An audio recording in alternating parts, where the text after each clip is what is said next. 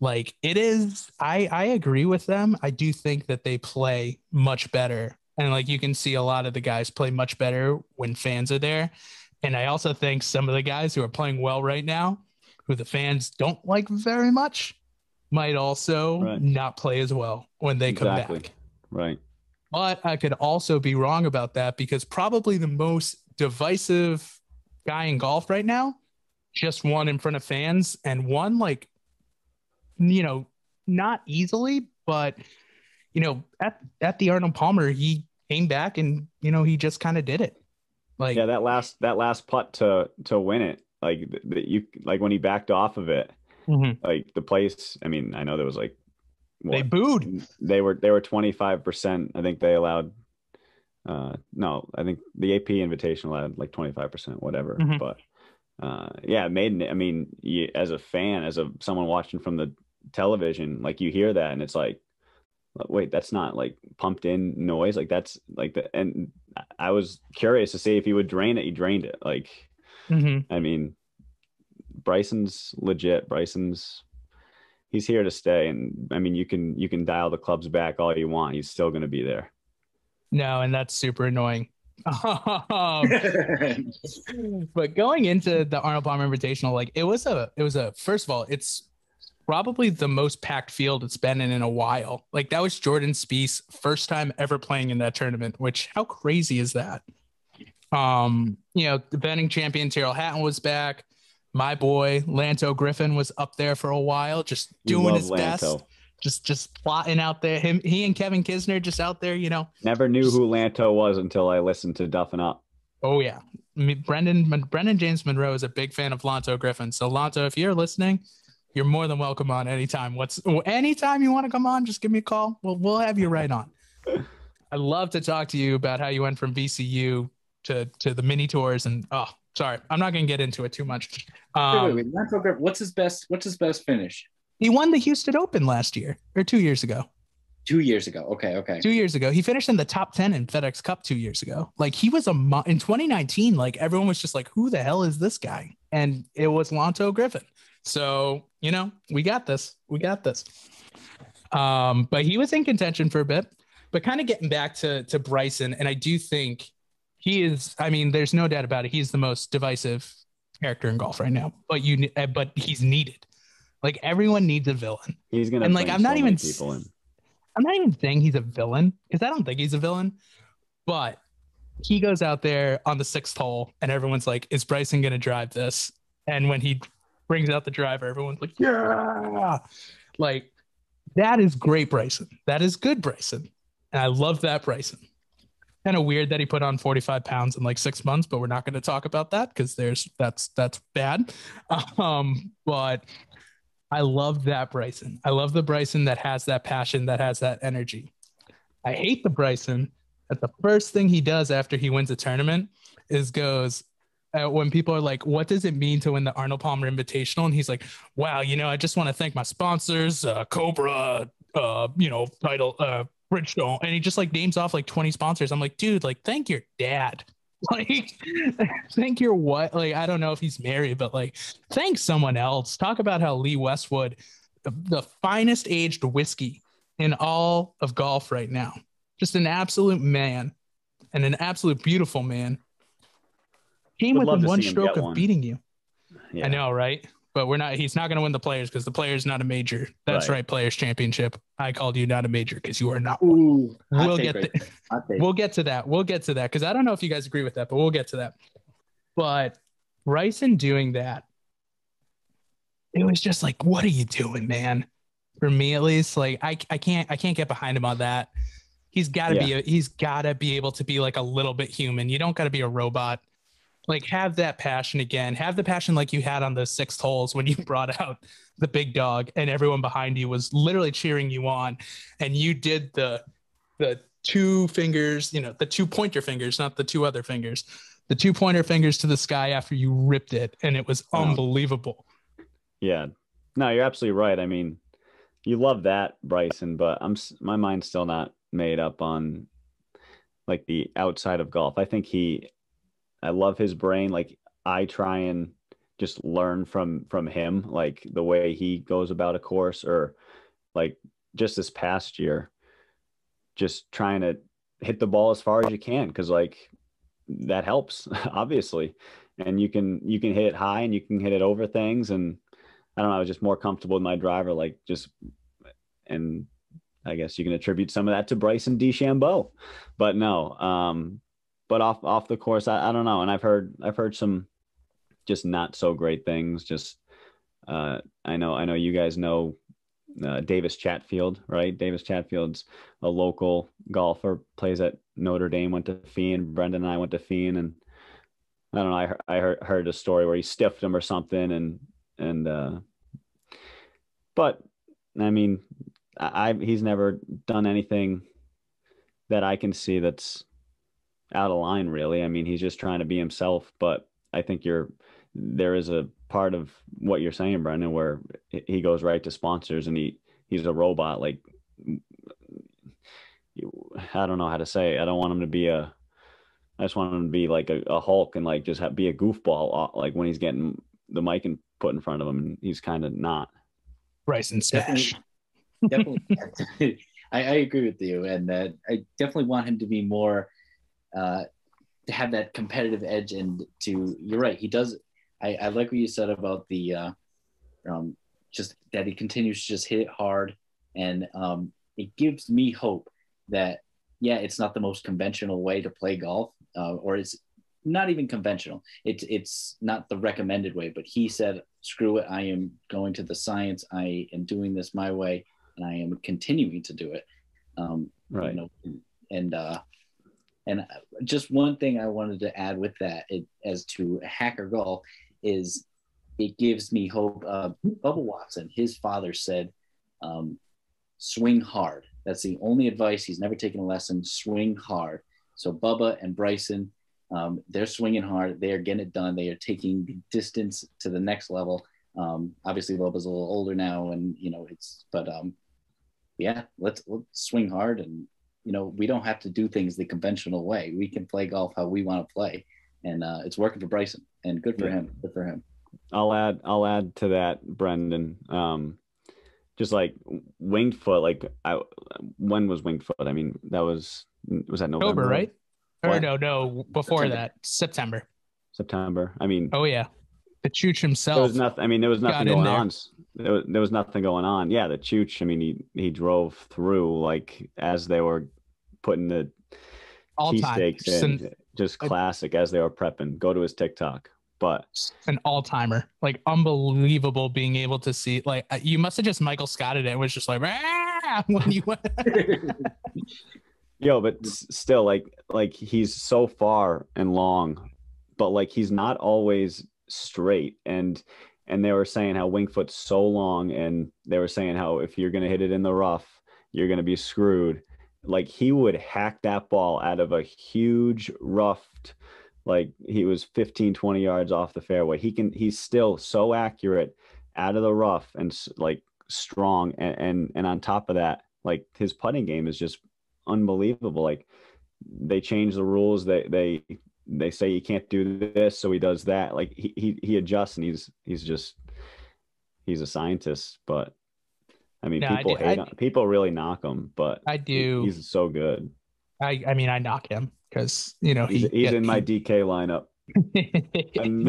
Jesus, talk about it again, and just never wait. Just don't wait for it. Apparently, oh my God. Well, the thing with the Winged Foot too is that he would just bomb it down there at 370, and he would just take out a wedge that is the size of a 5-iron because all of his clubs are the exact same length, and like that just gave him torque to get through that. But I will say something that really kind of, again, the bad Bryson side was that sprinkler head move on 16. Like that sprinkler head was nowhere near his stance. He said like it was protruding it, or intruding on his stance. Tiger would have done the same thing. Would he have though? That's the thing. Probably. I don't think so, dude. I think Tiger was like a rules stickler, but he wasn't like Bryson is. I think anybody would have done that if a rules official said you can move it here. Mm-hmm. And I mean, I think anyone's going to take him up on that. I don't blame Bryson at all for that move. Like if you're a rules official, I blame the rule. Yeah, yeah, or enforce the rule harder. I don't know what the rule is, but Yeah. And I don't think Bryce should, because what he does do more than most is say, "Can I get a ruling on that?" He will get a ruling on everything. He'll get a ruling on the middle of the fairway, and he'll be like, he'll just bring the rules official over and be like, "Hey, what's going on, man? I haven't talked to you yet all day, so I just wanted to say hi." It's like, Bryson, just hit the damn ball. That's funny. I didn't mean to interrupt you, Tim, so please continue. No, that's exactly what I'm saying. That you hit the nail on the head. He will ask about everything.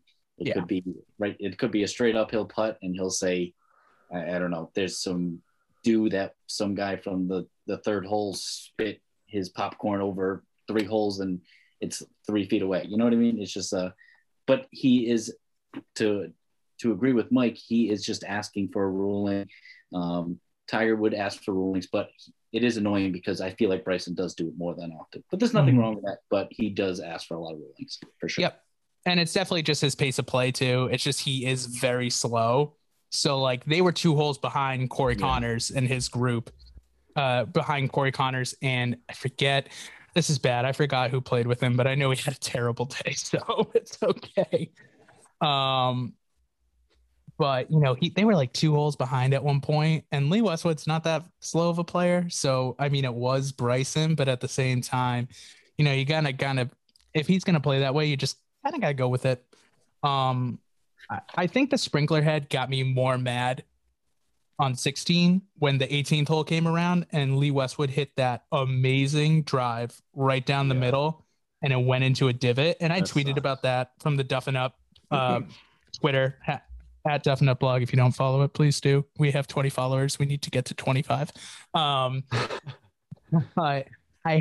just watched it and I'm like, how can Lee Westwood not move it out of a divot that directly affects how he's going to hit this next shot? Like that thing is in sand, in like divot sand. He shouldn't be penalized for driving. He should be able to move. Like if Bryson can move it 2 driver's lengths away from where he was because his foot was like a foot away from a sprinkler head, but Lee Westwood can't move it out of it. Like that's got to be rule change number 1 for 2022.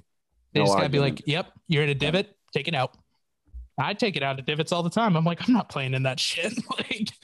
And I mean, I shoot 85 and Lee Westwood shoots, can shoot 59 on a good day. So it's a little different, but that's got to be a rule. That's got to change. You can't penalize a guy for hitting an amazing drive down the middle of the fairway and he hit it in the same spot that Justin Thomas did 3 hours before. You just got to change it up. I hate that rule. I'm sorry, Brendan. Go ahead. Oh no, I was just talking about how much I hate the rule because I hate that rule. That's classic. That rule is going to come into effect on the 18th hole of the Masters, and there's going to have like Patrick Reed's going to drive it, and it's going to land in a divot, and then someone else is going to drive it and it's going to land right in the fairway. They're right next to each other, but that one guy can't. They're right in the middle of the fairway. That one guy can't take it out of the divot, and it's going to affect the outcome of the play. And Bryson's going to be within 10 feet of a sprinkler head, and he's going to be able to move it 2 driver's lengths away. Exactly. And as the beneficiary of that, like if I'm playing alongside you, Tim, and we're side by side in the fairway, like coming down the home stretch, like I want you to hit out of a clean lie if you drove it in the fairway. Like I don't want you to be slighted because you got screwed hitting it in a divot in the middle of the fairway. Like as an opponent, like it's almost like, dude, just move it. Like that's ridiculous. Like just move it. Gentleman's game. Right. Absolutely. Makes common sense.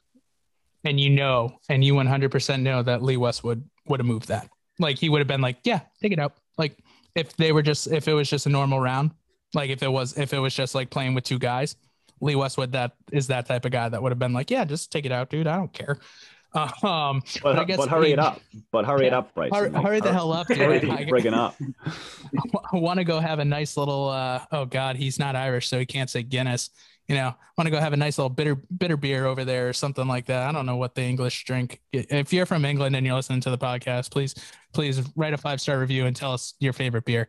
Because we'll have one for you on the next time around, or me and Mike will. But going, I think Bryson is going to continue to be this divisive. I think he has gotten so much better than when he was the skinny scientist. Like he was playing like 4.5 hour rounds at that point. It's just like Brooks Koepka was like, dude, hurry the fuck up. Like, Yeah. come on. But I do think he still has his quirks. He's still got his qualms. I think that makes him a good foil to some other players. And I do think that'll kind of continue to go forward. Yeah. 100%. It's definitely exciting for golf, very much so, and it would be just so more exciting if like Spieth and McIlroy could be in contention, like, and break through in a major with, like, it just sets up golf nicely if for W's posting it up on the side. I don't know. And I think we want those people that we saw win a couple majors. We want to see them on the home stretch win another. We want another, because it's almost like we constantly want to look for the next Tiger. We always, and I think we were talking about Colin before. I think that's a whole nother discussion, but I think he could be close to the next one. But we wanted it to be Rory. We wanted it to be Jordan. Right. Both of those, and we still think there's hope. But because we want that excitement again. We want another Tiger. How can we not? And we still think there's hope, right, Tim? But I mean, like McIlroy 2014, like 7 years since he's won one, and crazy. I mean, he's getting old. I love Rory. I mean, I was not a big fan I was a Tiger guy. So like anyone who threatened Tiger, like squash him. So I was not big on Rory just out of my loyalty. But as I've seen him grow and he's very good for the game of golf. He has a great head on his shoulders. It's just and you go to the driving range and you're like, what does Rory do on the tee? Like you just try and freaking emulate that swing. Oh my goodness. No, thank you. You're a lefty, Brendan, so go find someone else. Let's go, Brian Harman, baby. No, but and kind of going back into like Jordan Spieth having another top 5 finish. Like I don't know if I want Jordan Spieth to like go out in the Masters and win this year, or if I want him to go out to the Masters and blatantly keep hitting it into the water and have a normal Masters collapse that Jordan Spieth has been having, because maybe then the world is healing. Like it's kind of like, it's a rock and a hard place. It's like, I love Jordan Spieth doing great, but I also want to see a Jordan Spieth collapse. Like they're two beautiful things. They're the exact opposite beautiful, but they are beautiful. Brendan, you're cruel. You want to see them collapse? I think I'm going to throw some money down on Lee Westwood in the Masters. I'm a fan. Maybe at a top 5, but he's never won. He's never won a major, dude. He's never won a major. What are the odds? That's crazy. I'm rooting for him, I guess. He is the European Tour money leader all time. Like he's won like $40 million on the European Tour. He's won like a crazy amount of events. I think he has the most events won on the European Tour too. And he's never won a major. And he has a ton of PGA Tour wins too. Like I think he has at least 4 or 5. He has 2, I believe. He only has 2? Lee Westwood has 2 PGA Tour wins. He has 25 European Tour wins, 8th all time. Crazy. And he has finished, don't quote me on this one, but I believe this is correct. He has 14 top 10 finishes in majors. 14. That stinks. That's like Tiger finishing second in all those too. I think Tiger has like 10 second places. Like I mean, I feel like Tony Finau is going to be the next Lee Westwood. It's just always the bridesmaid, never the bride. But I really hope it's not. I really hope it's not, because I do love Tony Finau. But one of the things, and we'll close out talking about this because it was an unbelievable thing that happened at the AP Invitational. There was not 1, not 2, 3 holes in 1, 3 aces during the tournament. Jordan Spieth had one of them, and that was probably the most. I'm trying to think, the most like entertaining, because he was in contention, and it was like, oh, Jordan Spieth's coming up. Jordan Spieth's coming back. Round 3, unbelievable day of golf on Saturday. I don't know if you guys were able to watch a lot of it. It was just like super fun to just sit on the couch and watch. Jazz, can't say his last name. He's from Thailand. Jazz Janawattananond. also had an ace, and then Christopher Ventura Well done. on. Ooh, sorry. Well done. Oh, thank you, sir. Sounds Thank all you. right. Gianna Watananan. Yep. I mean, we're just jazz. Hashtag jazz. Yeah, JJ. And Christopher Ventura, another Norwegian. Pretty impressive that the Scandinavian countries have been pretty darn good over the past couple of years, getting PGA Tour players in. Had an ace on Sunday. So 3 holes in one. I don't think that's happened in a while. I think PGA Tour stats said like 2005 was the last time there were 3 aces in a tournament. So crazy amount. Wait, how about the Masters in, I believe it was like 2019, 2018, where there was 3 holes in one on 16. Ooh, maybe that was the last time then. Now I will check this. What year was that? 2018, right? Was that when Bryson and Rahm? It is 2016. Gotcha. It was Shane Lowry, Davis Love III, and Louis Oosthuizen. Shane Lowry will be a great friend of the program if we ever get big, because we'll just go out and get hammered with him. I love that man. Oh my goodness gracious, do I love Shane Lowry. You guys could pass as cousins, siblings. Oh yeah. Got the Irish blood. Love that. We all got the Irish blood in us, but yeah, I got when this grows out, like it's for those who are listening and not watching, I have a red beard. I just hate playing Strixons, so maybe he would hate me for that reason, but we'll see.